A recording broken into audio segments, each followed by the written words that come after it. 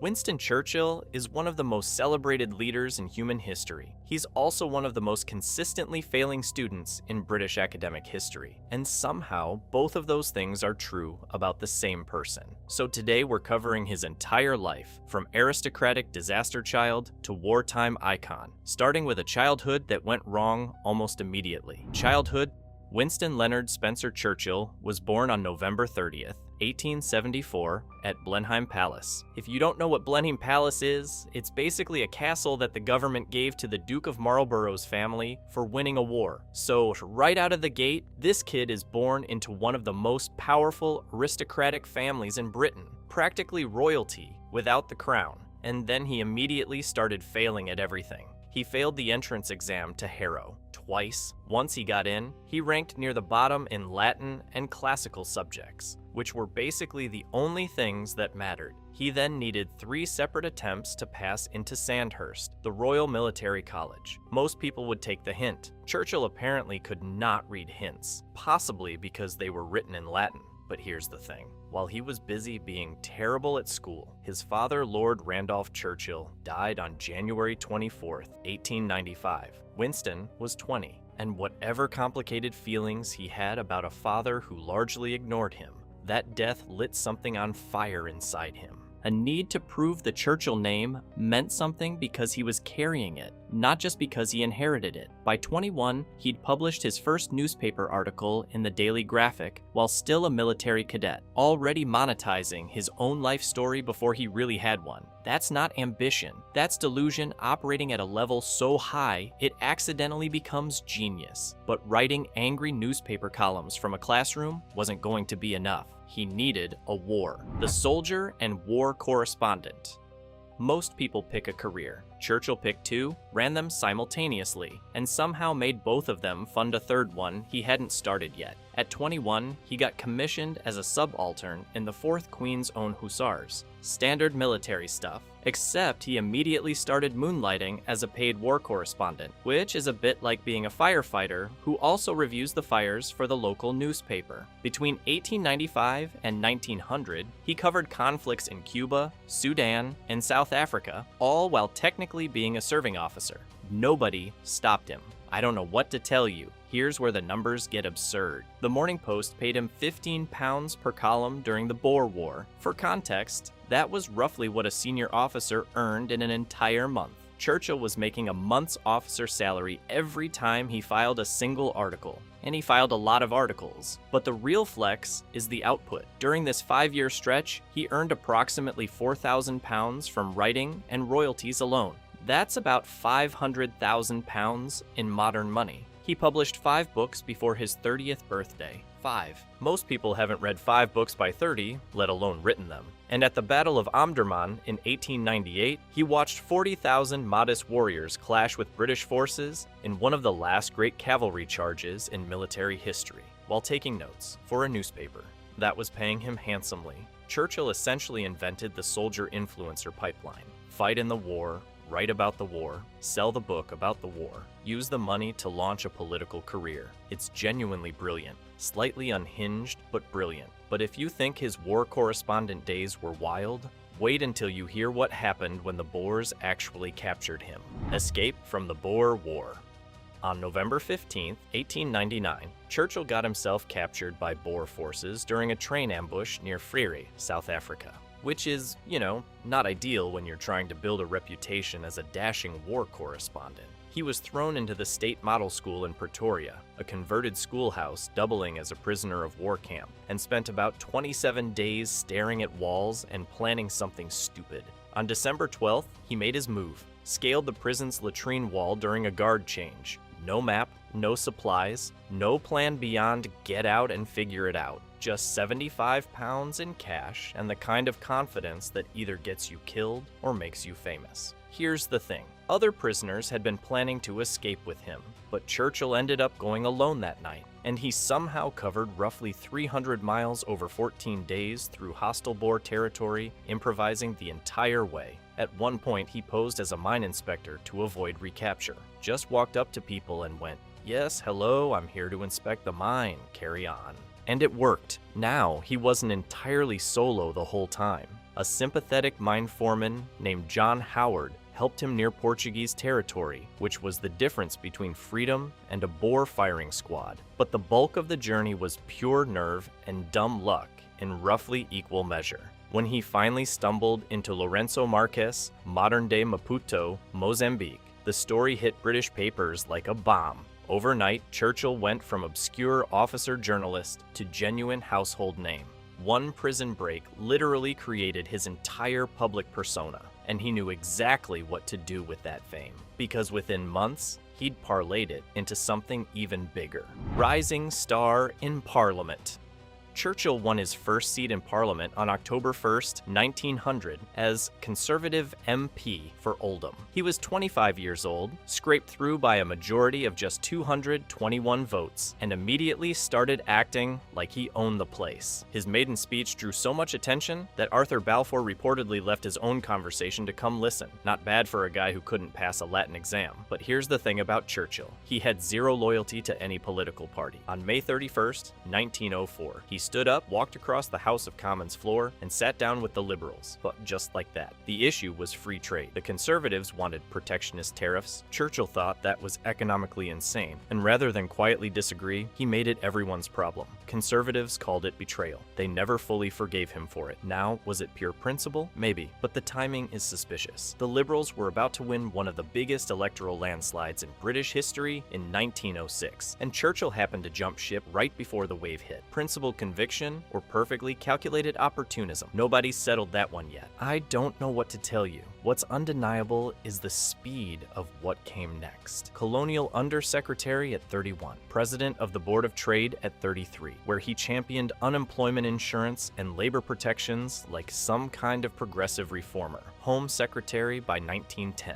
the youngest in 40 years. He went from escaped prisoner of war to one of the most powerful men in British politics in a single decade. The man moved through government ranks like he was speed-running a career, but climbing that fast means the fall hits harder, and his next move would produce one of the worst military disasters in British history, the First Lord and the Gallipoli disaster. At 36 years old, Winston Churchill became the political head of the largest navy on Earth, First Lord of the Admiralty, and to his credit, he actually did something brilliant with it. He pushed to convert the entire British fleet from coal to oil, a move that dramatically increased speed, range, and efficiency. Genuinely visionary.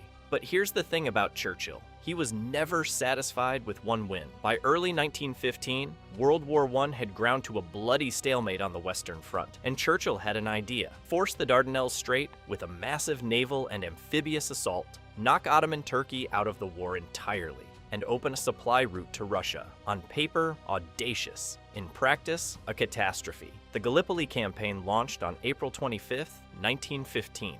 Allied forces hit the beaches, expecting a rapid breakthrough. What they got was entrenched Ottoman resistance, impossible terrain, and command decisions so disjointed, it's like nobody read the same memo. The operation dragged on for nearly 9 months of trenches, disease, and slaughter on cliffsides that should never have been landing zones. By the time Allied forces evacuated on January 9, 1916, approximately 44,000 Allied troops were dead. The strategic gain from all of this? Zero. Literally nothing. Which is, not ideal. Churchill resigned from the Admiralty in May 1915 under crushing political pressure. The Dardanelles Commission spread the blame around, but it didn't matter. In the public mind, Gallipoli had one architect, and his name was Winston Churchill. He spent the rest of his life arguing the plan was sound, but the execution was botched. Historians still fight about this one. Either way, 44,000 men were dead, and Churchill's career was in ruins. The man who'd modernized the world's greatest navy was now a political pariah. But if you think that's the low point, the next 2 decades would like a word. The wilderness years. 24 years. That's how long Churchill spent in the political wilderness after Gallipoli. To put that in perspective, that's longer than most political careers last in total. And he didn't spend it quietly. He wasn't completely locked out. He served as Chancellor of the Exchequer starting in 1924, which sounds impressive until you learn what he did with it. In April 1925, Churchill restored the British pound to the gold standard at its pre-war parity. The idea was to signal economic strength. The reality was that it made British exports wildly overpriced, crushed industrial competitiveness, and contributed directly to mass unemployment. So the one major policy decision he got during his exile was, not great. He also lost his parliamentary seat entirely from 1922 to 1924. Just gone. When he clawed his way back, he did it by switching from the liberals back to the conservatives, which is the political equivalent of returning a gift and buying it again at full price. But here's where it gets interesting. Throughout the 1930s, while holding zero real power, Churchill became the loudest voice in Britain, warning about Nazi rearmament. Newspaper columns, radio addresses, parliamentary speeches. He laid out exactly what Hitler was building and exactly what it would lead to. The Baldwin and Chamberlain governments dismissed him as a warmongering alarmist. He used the exile productively, wrote war histories, published biography, kept himself visible. He was building a case, brick by brick, that appeasement would fail. And when Germany invaded Poland in September 1939, every warning he'd delivered for nearly a decade landed at once. Churchill wasn't just vindicated, he was the only credible leader left standing. The tragedy is that his vindication cost millions of lives that might have been saved if anyone had listened, but nobody did, and now they needed him. If you think the wilderness years tested his patience, wait until you see what happened when they finally handed him the keys. The British Bulldog of World War II. Here's the thing about Churchill becoming Prime Minister. The date was May 10th, 1940. He was 65 years old, and on that exact same day, Germany invaded France. Not a week before, not a month the same day. He walked into the job inheriting a nation with zero major allies on the continent, a military that had just been chased off mainland Europe, and a war cabinet where actual, serious people were discussing whether to negotiate with Hitler. Let that sink in for a second. Within weeks, France fell. The British Expeditionary Force was evacuated from Dunkirk in a desperate scramble involving fishing boats and civilian vessels. And on June 4th, 1940, Churchill stood before Parliament and delivered the words that would define the entire war. We shall fight on the beaches, we shall fight on the landing grounds, we shall fight in the fields and in the streets. We shall never surrender. But here's where it gets complicated. When he said those words, surrender was genuinely on the table.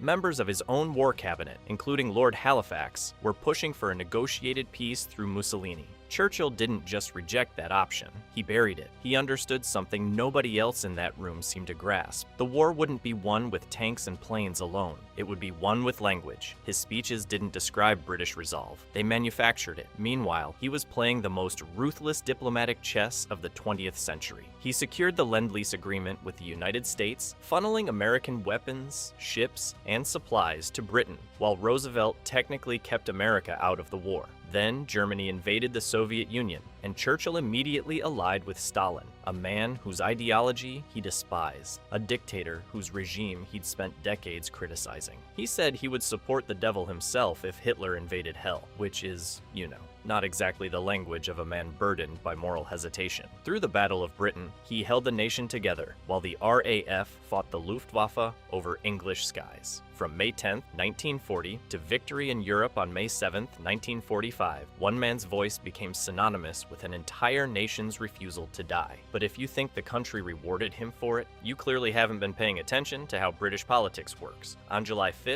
1945, Britain said thank you to Winston Churchill by firing him. Labour won 393 seats. The Conservatives got 213. It wasn't even close. The man who held the country together through 6 years of total war was out of a job before Japan had even surrendered. Here's the thing, it wasn't really personal. British voters had just survived bombings, rationing, and watching their cities get flattened. They didn't want another war leader. They wanted houses, hospitals, and someone who'd build a country worth nearly dying for. Clement Attlee promised exactly that. Churchill promised more Churchill. The people chose plumbing. But if you think losing the election humbled him, you clearly haven't been paying attention. On March 5, 1946, Churchill stood up at Westminster College in Fulton, Missouri, and delivered one of the most important speeches of the 20th century. He warned that an Iron Curtain had descended across Europe, separating the free West from Soviet-controlled East. Nobody had framed it that bluntly before. And just like his warnings about Hitler in the 1930s, people initially dismissed him as an alarmist. Then, slowly, everyone caught up again. The man had exactly one move, and it was being right too early. For 6 years, he sat as leader of the opposition, watching Labor build the National Health Service and expand the welfare state while he criticized it from the sidelines. He also spent those years writing his 6-volume war memoir, The Second World War, published between 1948 and 1953, won the Nobel Prize in Literature, not peace, literature. The man literally wrote his way to a Nobel while out of office, which is, a pretty productive unemployment period. He pushed hard for NATO's formation, which became official on April 4th, 1949, and kept hammering the case for Western unity against Soviet expansion. Cold War prophet with zero authority to do anything about it. But being powerless doesn't last forever when you're Winston Churchill, because his next chapter put him right back where he started. The final premiership.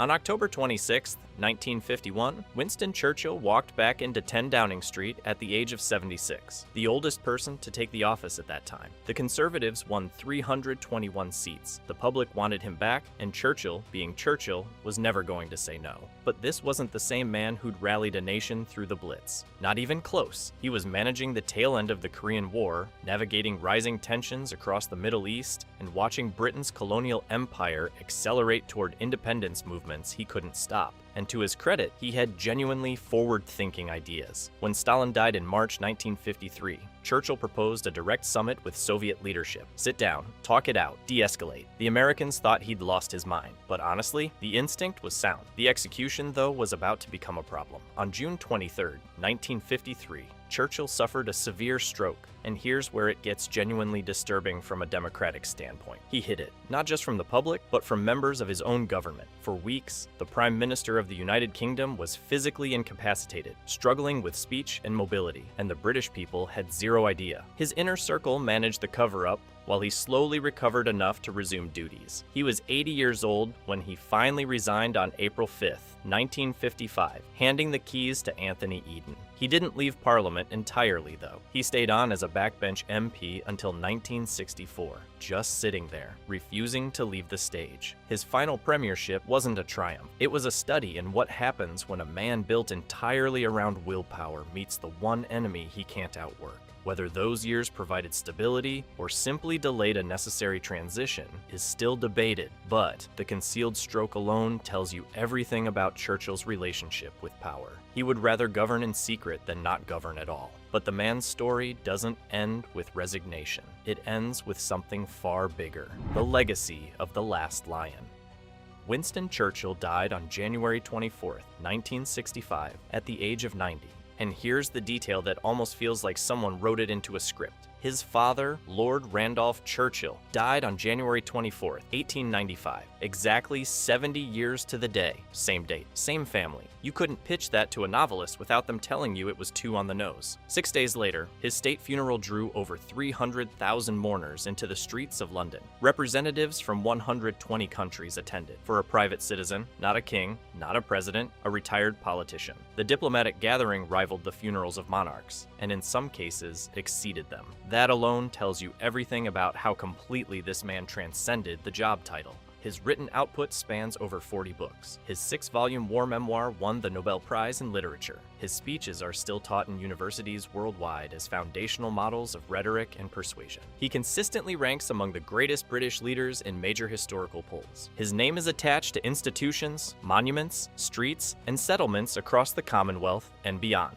By virtually every conventional measure, his legacy is untouchable. But here's where it gets complicated. Modern scholarship doesn't let the wartime bulldog narrative sit unchallenged. Post-colonial historians have scrutinized his fierce opposition to Indian independence, his racial attitudes, and his colonial policies. These aren't fringe criticisms. They're mainstream academic positions, backed by his own words and documented decisions. The man who saved liberal democracy from fascism simultaneously held views that modern liberal democracy finds indefensible, and that tension doesn't resolve. It just sits there. Churchill was the right man for 1940. He was also a deeply flawed man by almost any other measure you care to apply. He embodied extraordinary courage and deeply problematic imperial convictions in the same breath, sometimes in the same sentence. Popular memory wants the bulldog. Academic discourse demands the full picture. Neither version is wrong, neither version is complete. That's the legacy. That's the last lions. If you enjoyed this video and want to see more, click the video on the screen now.